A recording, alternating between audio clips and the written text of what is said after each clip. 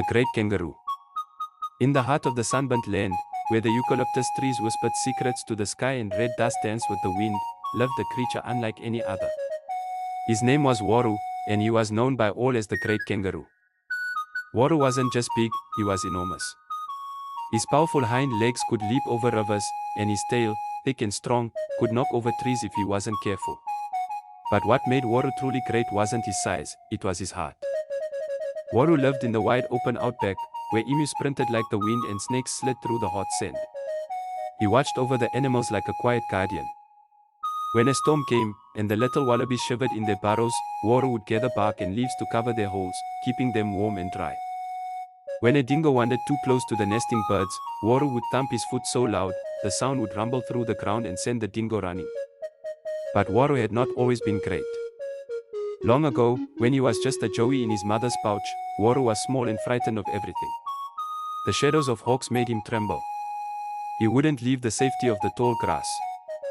But his mother, gentle and wise, would tell him stories of the dream time, the time when the land was made, when animals walked as spirits, and every being had a purpose. One day, she would whisper, "You'll find your place, Waru. Not because you are the strongest, but because you choose to care." Years passed, and Waru grew. The outback taught him how to be brave, how to wait for water in dry times, how to listen to the wind for signs of danger, and how to leap without looking back. He met other animals and helped them in small ways, sharing water holes, guiding the lost, protecting the weak. One day, a great fire swept across the land.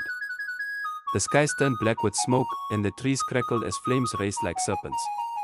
Panic echoed across the bush. Birds flew in wild flocks, and animals ran in all directions, unsure of where to go. The fire was fast, faster than anything they had ever seen.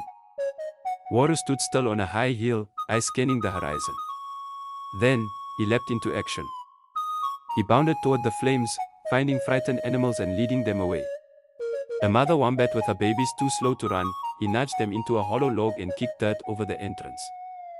A band of possums huddled in a tree, he showed them a stream and helped them cross. Again and again, he returned, not stopping, not slowing, until the fire passed and the sky began to clear. When the smoke faded and the sun returned, the animals gathered. They looked around at what was lost, and at who had saved them.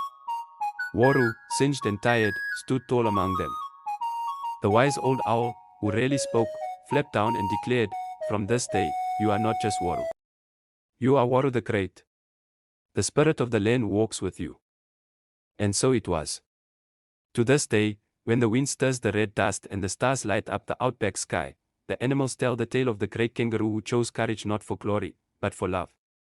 And sometimes, if you listen closely, you might hear a deep thump in the ground, the echo of Waru's footsteps, reminding the land that kindness is the truest kind of strength.